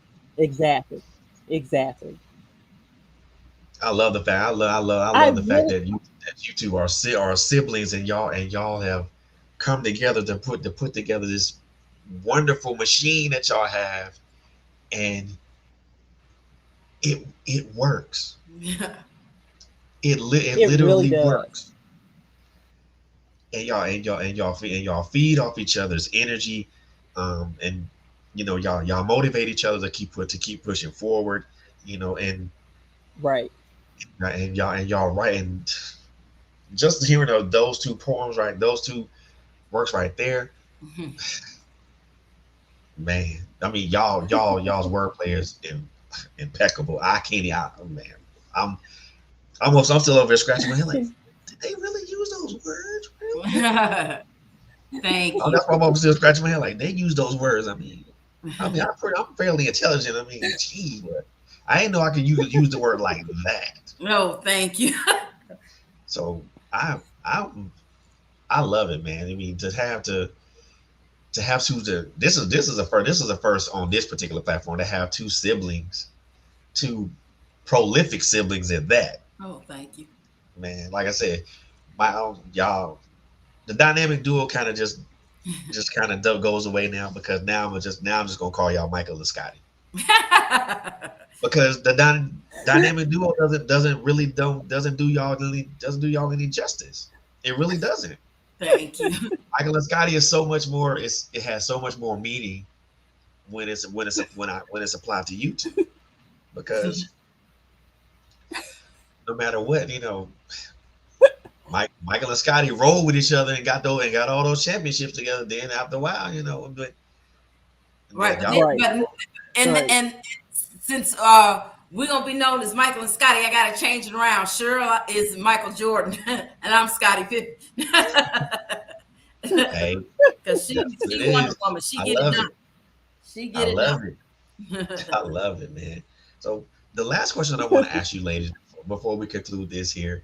Now, and I ask this of everybody who comes onto this particular platform or this particular show, you know, Hmm. and we all know that this thing called life is a marathon, Right. and each one of us is in a particular stage. Either you're at the beginning stage where you're just coming out of the gate, you're in the middle stage to where you have your pace and you're going at that pace, Mm. or you're towards the end, meaning that you can see the finish line, but you know that there's still so many other things to do. So, you know, with that in mind, where do you guys see yourselves in this particular marathon of life, collectively and individually? Lawrence. Um, I was just saying this. I don't know if I said this to Chyrel or to my son. I'm 54 years old, so I know that there are more days behind me than there are in front of me. Right. Um, but I say there's still a lot for us to do. Most definitely, there's a lot more places, things that we want to accomplish as a writing duo, Hmm. and even individually. There are things that we want to accomplish. So, we in our writing career, we're just getting started. Um, there's so much more that we want to do, Hmm. and professionally, we're just getting started. And but in life, like I said, we're running the marathon. We in the middle of it. We can see the finish line. It's in Right. view, but Right. uh, but we're gonna fight like hell not to get there. Exactly. Exactly. That's a race we don't want to win, Frederick. Exactly. Exactly. We're gonna take our time to get there. Don't mind, If don't if mind if, coming in if last place at this point. Right. that's We right. don't If mind if coming in if last. if God is, if God wills it to be so, I would like to very much kind of have the kind of writing career that Toni Morrison and James Baldwin had, in that they Mhm. wrote until they literally left this world. Mm-hmm. Because this is the one industry and craft where you don't age out. Like, thank God Right. for that. Like, you Right. can still contribute and still be, very uh great at your craft, even though Mm-hmm. you're, older. And so Right. thank God for that. Thank God. Right. It's not Wow. like an athlete where you can only compete when you're, for so long before your body starts to tear down on you. But thank Right. God that, when you're writing and drafting, and you can go a long time with that. And I thank God for that. Mm-hmm. That's an interesting take on it. I like that because everybody that I've talked that I've asked that posed that question to, they were most of them were wanting to go ahead and finish first. You two are the first ones that said that Hmm. y'all don't mind finishing last. No. Yeah, But no, but it's we and don't I mind. think We don't and it's mind. no We don't mind finishing last. and it's an interesting take on that because that lets me know that hey, we don't mind finishing last because there's still so much to Hmm. do, and there's There's y'all and so there's so much much more to y'all so do. much that y'all Right. want to accomplish, and I love that. That's an Right. and I'm gonna start telling her, hey, look, I don't mind finishing last. Not right now. Still Especially too if we much to get to do. run it Right. the way we want to. You know. Exactly. Right. Yeah. Exactly. And a lot of people run it. A lot of people run this this marathon called life the wrong way. They Right. think that Right. getting to the finish line first is the goal, but no, the goal is just to finish. Right. That's Finish not the about right way. first. What is it? First, The scripture that what is the scripture that he that endures to the to the end, the end, same shall race be is not saved. given to the Right. Right. yep. Right. Right. Race is not given to the strong or the And so strong, but we're he we're to the end. that's right. So we're in this race until the Lord takes away His breath. That's how long we're gonna be running. That's right. That's right. Like I We always say, we we ride it till the wheels fall off. right. As That's long it. as we finish the right way, Oh, Right. the right way, it don't matter if we get there first or last. exactly, exactly. As long as you upright Right. when you finish. That's right. Right. I love That's that, man. it. I love y'all. I love y'all's take on that. I do.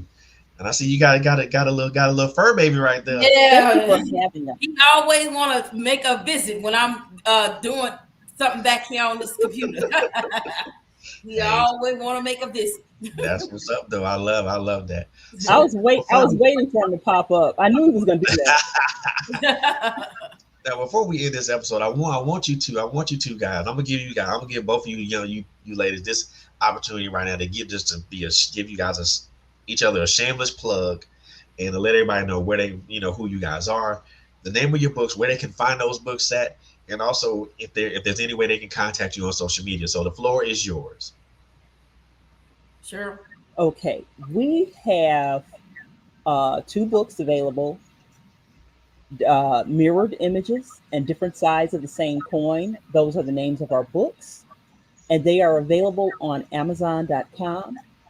But we have this incredible website, and you guys really need to hit that website. It's Sisters, Sisters, Rock, ROC. N is a Nancy Rhyme, RHYME, Sisters Rock and Rhyme.com. You can hit us up on that website. When you hit that website, you'll have access to every social media platform that we have. So that's how you can access us or get in contact with us. That's what's up, man. That's what's up. So first and foremost, I want to thank both of y'all, Chyrel and Lyris, for coming on board tonight and sharing y'all's energy, y'all your enthusiasm for what for to preserve our history and so many. And I think it's important that more people get on board with that because it is important because we as a people are at that stage to where it's gonna be a massive massive memory wipe of our history if we're not careful. Right. Mm-hmm. And I love y'all. I love Right. your enthusiasm Thank for you that. so much, Frederick, for having me. Thank us. Oh, Thank you so very much. y'all are welcome. Y'all are welcome to come back at any time. Y'all have that green light. Oh, thank you so much.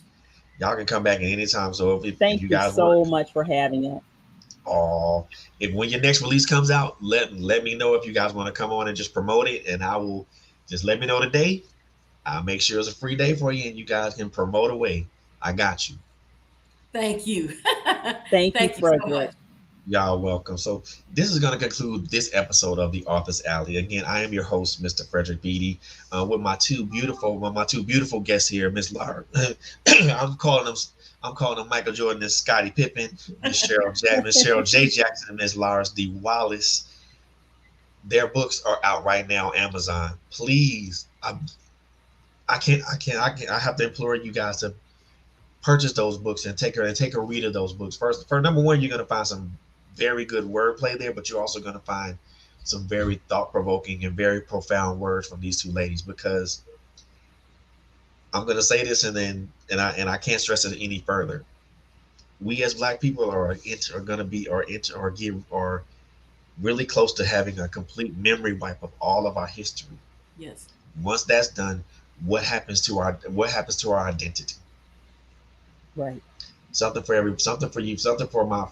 listening and viewing audience to ponder on. But ladies, thank y'all so very much for coming on. I appreciate you guys so very much for coming on, and I have thoroughly enjoyed this time with y'all. So Again, my name is Frederick Beatty, and on behalf of my two beautiful guests, we want to wish y'all a very good evening and a very good night. And I always like to leave people with these things, with these tenets. Number one, take care of each other. Number two, love on each other. Last but not least, please be kind to each other. Yes. Y'all take care. Good night. Good night.